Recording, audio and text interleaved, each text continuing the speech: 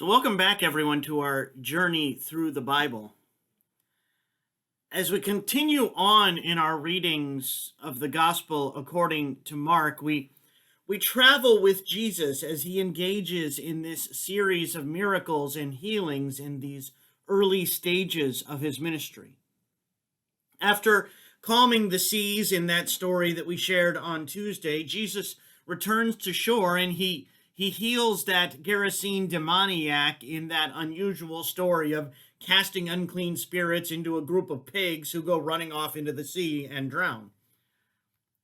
Jesus then gets back into the boat and he crosses back over to the other side of the sea again when one of the leaders of a synagogue approaches him about his daughter who's deathly ill.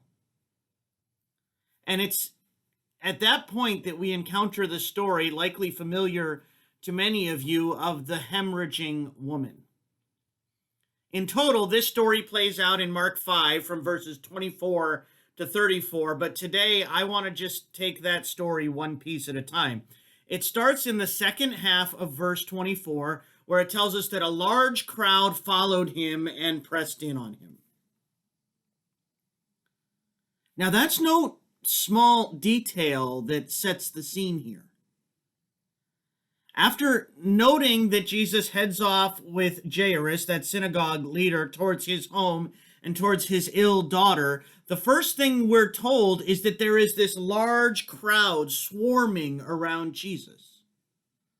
Words of his actions and healings have begun to spread around the region, and people have come from all around to see this firsthand. Some are coming for healing themselves. Some are coming in doubt about what's really going on. Some just want to see what's going on. But we hear this a lot in these stories of Jesus. The picture is often that of a large group of people crammed in around Jesus. And it's an important one to note. While it may seem a distant memory in these COVID times, Mark paints a picture here, and we see this often in the Gospels, almost akin to those experiences of leaving a professional sporting event or a concert where there's just this crowd of people gathered together around Jesus and all moving in the same direction, and you just have little choice but to simply go with that group in that same pace as everyone else. So that's the scene we have around Jesus as this story continues. It says, now there was a woman who had been suffering from hemorrhages for 12 years. She had endured much under many physicians, and she'd spent all that she had. And she was no better, but rather grew worse. The epitome of the untouchable. And one who had been that way for over a decade. A woman with this malady would have been shunned from her family, from her community of faith, from her friends. She'd clearly done everything she could to try to find a resolution. She'd been to the doctors, she'd been to the healers, she'd spent all that money, but nothing worked. She was convinced that this was her chance. The story tells us that she had heard about Jesus and came up behind him in the crowd and touched his cloak, for she said, if I but touch his clothes, I will be made well. She's convinced that this is her chance, so she fights through the crowd around Jesus. She makes her way to his side. She does nothing but graze the edge of the cloak, and the story tells us that immediately her hemorrhage stopped. She felt in her body that she was healed of her disease. Immediately aware that power had gone forth from him, Jesus turned about in the crowd and he said, who touched my clothes?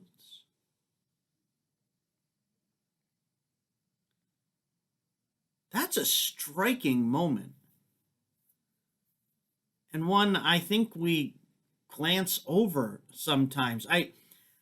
I think the most overlooked detail in this entire story is that Jesus didn't do anything here.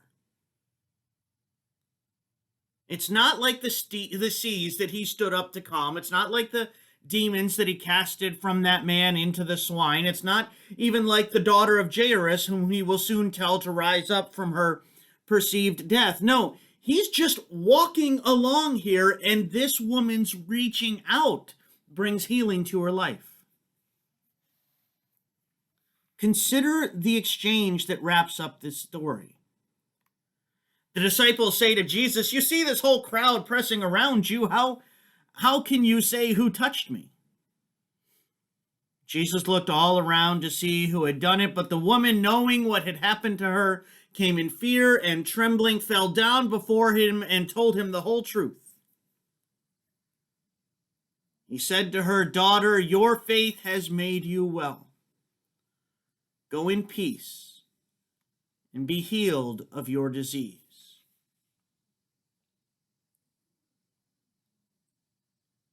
Your faith has made you well.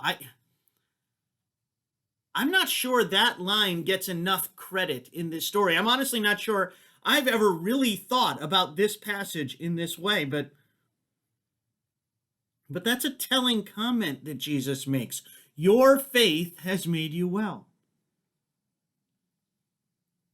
The healing power, of course, is from Jesus. The grace and mercy is from Jesus. I'm not trying to suggest that this woman healed herself. The story is very clear on that. What the story is also clear on, however, is that she brought that healing upon herself. She's the one who heard the story of Jesus and made she's the one who heard the story of Jesus and made her way to where he was. She's the one who fought through that crowd of people to get near him. She's the one who was convinced in her heart that Jesus could heal her disease, and she's the one who reached out that hand and touched his cloak in order to receive that healing that she knew would come from him. All Jesus did here was walk down the street. He wasn't there in that moment to perform miracles. He had one in mind, and he was on his way to Jairus' house to do that, but all he was doing in this moment was walking down the street with a crowd gathered around him. He didn't reach out to this woman. He didn't call out to this woman. He didn't even know that this woman was there. He was simply there so that this woman could reach out to him. And that's when her healing was discovered. It was the loving power of Jesus that enabled that healing to occur, but it was the faith of that woman that brought it about. It was her seeking Jesus. It was her fighting through the barriers that stood in her way. It was her reaching out to Jesus with that heartfelt conviction that he could bring healing in her life that made it happen.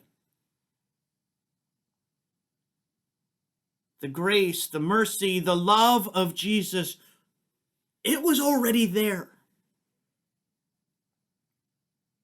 It was her act of faith that made her well. Let's be in prayer together. God of miraculous grace, we are so often in awe of your love shown upon us in ways so far beyond anything we ever deserve. So help us, God, in light of that love, to have the faith of this woman, to have the confidence that your love is there for the taking, to have the fortitude to fight through life's barriers in our pursuit of you, and to have the faith to know that in reaching out to you, your love will bring healing into our lives. Grant us, God, that faith, and give us the joy of the peace of resting in you. For we pray it in his name. Amen. I thank you as always for being here. I hope you have a wonderful weekend ahead. Hopefully many of you will join us Sunday morning, either here in person or on Facebook. And I look forward to seeing you next week on Tuesday at noon. We will not have one next Thursday for Thanksgiving. But we'll see you next Tuesday at noon.